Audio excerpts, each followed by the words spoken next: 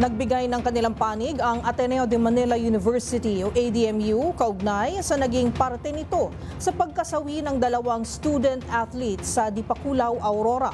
Habang no-show ang apat sa ipinasabina ng PNP-CIDG kabilang ang head coach ng Ateneo basketball team na si Tab Baldwin. Ang buong detalye tinutukan ni Edniel Parosa.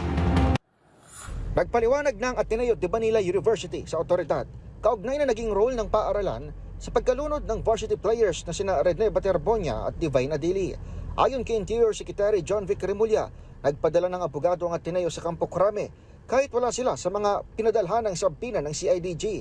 Pero kung ang paaralan ay humarap, no show naman sa patawag ng pulisya ang head coach ng Blue Eagles men's basketball team na si Tab Baldwin. Sabi ng kalihim, sa 5 nakaschedule para sa sabina ngayong Lunes, tanging si Ateneo Athletics Director Emmanuel Fernandez lamang ang sumulpot. Itinakda naman ng PNP-CIDG ang araw ng Biyernes para sa panibagong petsa ng fact-finding investigation. Babala ng DILG chief, kung hindi ulit haharap si Baldwin, maaari siyang maisyuhan ng contempt of court. Mr. Baldwin did not appear, Mr. Pinto did not appear, Father Nenu did not appear. However, Ateneo sent a lawyer here para magpaliwanag sa role nila, pero hindi sila nasense.